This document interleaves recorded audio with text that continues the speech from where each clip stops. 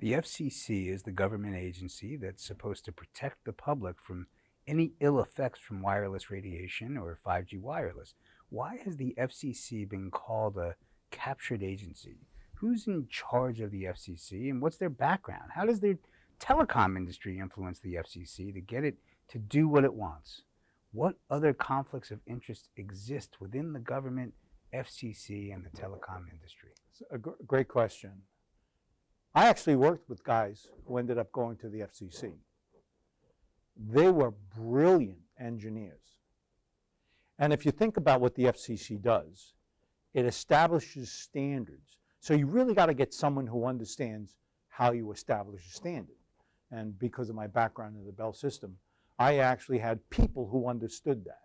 So in general, like many other industries, they go to the facilities, the manufacturing organizations, the service provider organizations, and they look for experts to help populate the right FCC staffing to be able to make intelligent decisions. My friends, the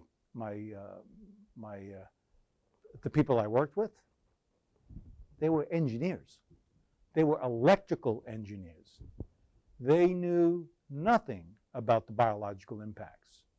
And so over these many, many years, we've had what you're referring to as a captive audience populated by those who are within the audience. I'll give you an example. The FCC currently is being, the chairman was the counsel for a very large service provider. He was the counsel. And then before him, there was a chairman who led an organization, a cell phone service provider organization, that was representing those service providers. And he went, a guy, by the way, who his work included looking for links between cancer and use of cell phones. And he had actually evidence 20-some odd years ago that there could have been a potential link. So we know the guy's familiar. We know he was in the business. He was the one who was moved from the CTIA, from, I don't want to say that. He was the one who went from an organization that helped protect the service provider to the FCC. So the previous guy was a core individual in the service providers industry that went to the FCC. And guess what? He was the one who approved 5G. He was the one who said, we really don't need any study. It's too important for us that we get ahead of the world and we introduce 5G. We don't have time to test, to verify that this technology we're introducing will be safe. And so they are a captive audience. But that's true for the smoking industry. That's true for the pharmaceutical industry. You can't have someone looking at if this pill is going to work if they don't understand if the pill is going to work. So unfortunately, the agencies populate with manufacturing participants that have maybe a unique view from their service they've provided previously into the industry.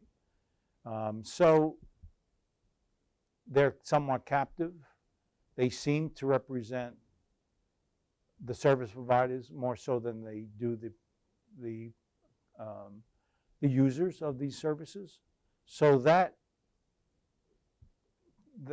that's like what's happening in industries all over. And it's happened here. There's no question about it. The standards we were talking about a moment ago, for example, were made in 1987. In December of last year, the FCC said, we don't need to review the standard created in 1987 because we think we understand it enough. And you got to remember, since 1987, we've gone from 2G to 5G. We've gone to technologies that potentially are fundamentally different, and they do impact. And we have not one researcher, not one medical expert that are on those panels reviewing those standards.